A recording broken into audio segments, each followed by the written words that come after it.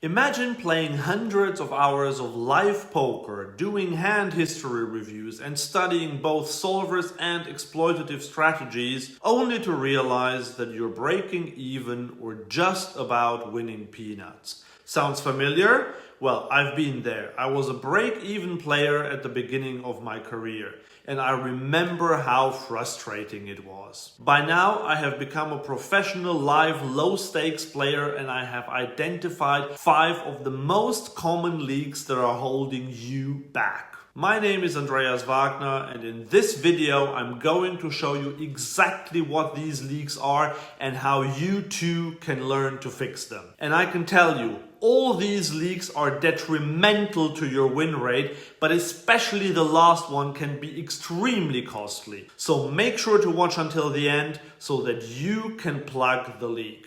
The first leak is one that is actually super easy to fix. And I think the average 1-2 and 1-3 player could probably add about $2 to their hourly rate just by not making this mistake, possibly even more. How do I know? Well, let me introduce you to someone. This is Andreas 2015, a young poker player who made this mistake all the time.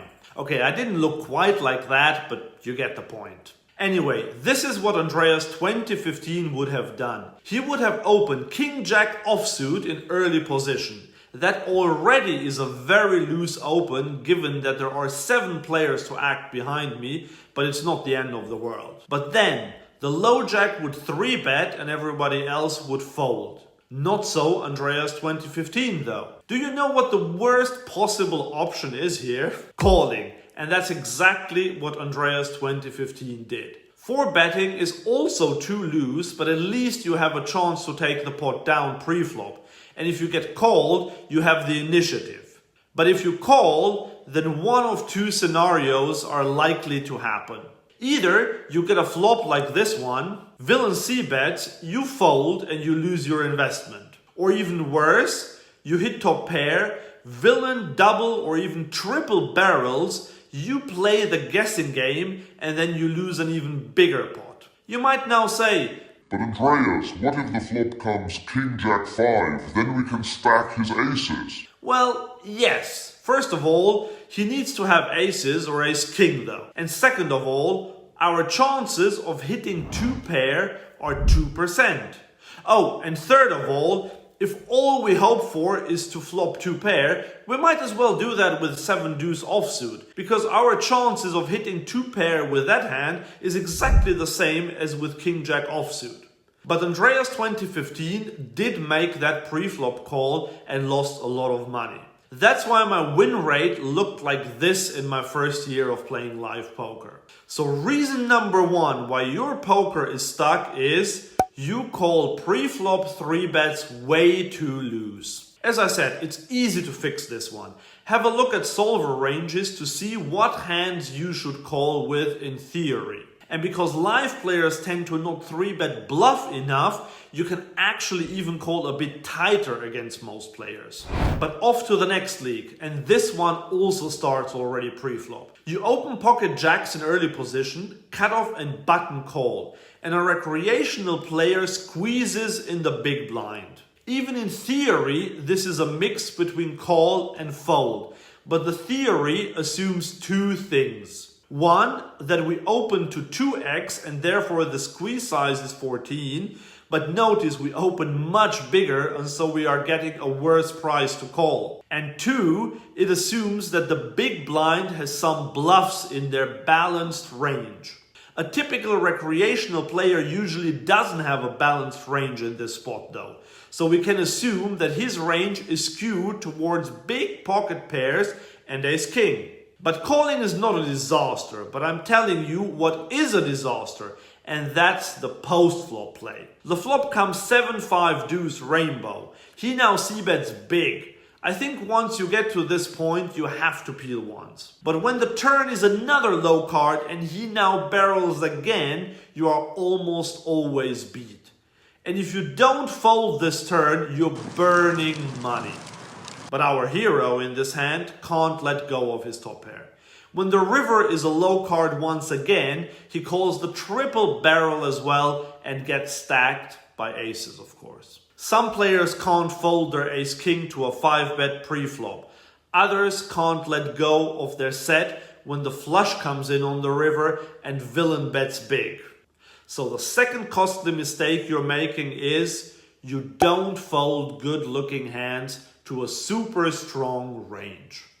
The next leak doesn't even seem like it is a leak because you're not losing any money. But money not won is the same as money lost for your long-term win rate. A few months ago, I witnessed the following hand at a 1-2 game in London. Hero raised ace-king, villain called on the button. Flop came ace-10-3 rainbow. Hero checked. I don't hate this check because in theory you would check a lot in this spot, but in a live game against a recreational player I prefer a bet here. Villain checks behind. The turn brings in another ace. And yes, it's unlikely that we will make a lot of money with this hand, but at least there is a flush draw out there now. Whatever we do, we have to start putting some money in the middle. But wait, hero checks again, and villain checks behind again. The river is a blank, so now we really have to go for value. But no, hero checks once again. Finally, villain now bets almost pot. Hero check raises. But again, he makes it way too small. He needs to go to at least 90. Villain calls and shows down ace-queen. Hero could, no, hero should have stacked villain. Instead, he won a fairly small pot. And why is that? Because he was terrified of not making any money at all. So he preferred to make a bit of money. But that's not how poker works. You have to maximize your winnings when you have a great hand. Winning $300 3 times out of 10 is worth a lot more than winning $30 every single time. So the third leak that keeps your poker stuck is you don't maximize your winnings when you have a great hand. This next leak is one that is extremely common, both among bad players and good players. Even vloggers make this mistake. Look at this hand from a channel called Project Poker. Ace-5 of diamonds to £10 after a limp from the cutoff and go heads up to a flop of Ace-2 King Rainbow. Villain checks and we c-bet third pot to £6 and get a call. C-betting here is okay, although I would prefer to see a check because I don't think we can get 3 streets of value, probably not even 2 to be honest. Hearts hits the turn and we double barrel, this time for 20 and get called given that the vlogger says it himself. When he gets called, he expects villain to have an ace. So if we have 2 pair in this spot, or a strong ace like ace-queen or ace-jack, then I'm totally on board with this bet. But if the vast majority of hands that call us are ones that beat us, then why do we bet? The reasons for betting are 1. To get called by a weaker hand. 2. To get a better hand to fold. 3. To protect against a hand that would have a lot of equity against us. If you can't find any of these 3 reasons to bet, then just check. And in this case, it is clear you don't really get called by a weaker hand. You certainly can't make a better hand fold, and there are no overcards that you would need to protect against. So just check. By the way, on the river, Hero says that he turned his top pair into a bluff to get villain to fold an ace. Villain folded, although I doubt that he had an ace, because I don't think an ace would ever fold there to a bet that is not a huge overbet. But the leak was most obvious on the turn, so try to avoid this one by always double checking whether one of the 3 reasons for betting is fulfilled. The leak is you commit a polarization mistake. That means that you bet with a medium strength hand where you are likely to only get called by a better hand. But off to the next one, and this is the one that can totally ruin your win rate if you can't control it. So let me tell you about one of my students. He normally plays online and he's a really good student, always trying to learn new things and improve. At some point he decided to go to a live card room where he sat down and bought in for the maximum of 100 big blinds. In the very first hand he looked at ace-4 suited in early position, so he raised. There were a couple of callers and then an older man squeezed. The action folded to my student. Normally, this would be an easy fold, as we discussed in the section about league number 1. But my student got this feeling that a lot of us get at the poker table. He had just sat down, he wanted to play, he looked younger than everybody else, he was a foreigner and a newbie in that card room.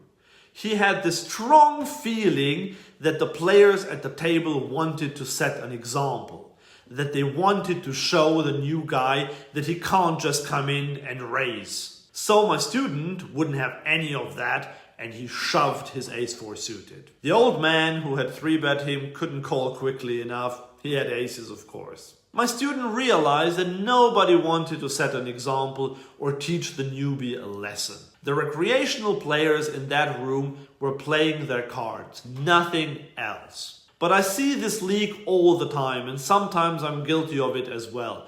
We take it personal when someone re-raises us rather than staying cool and waiting for a better spot. This is a mental game league that can be extremely costly, and it is, you let your ego make the decisions. Instead, you should focus on what your opponents do wrong and exploit them. One of the easiest way of doing this is to learn some typical behavior patterns your recreational opponents display. In this video here, you can see 5 of these patterns that will print money for you if you recognize them.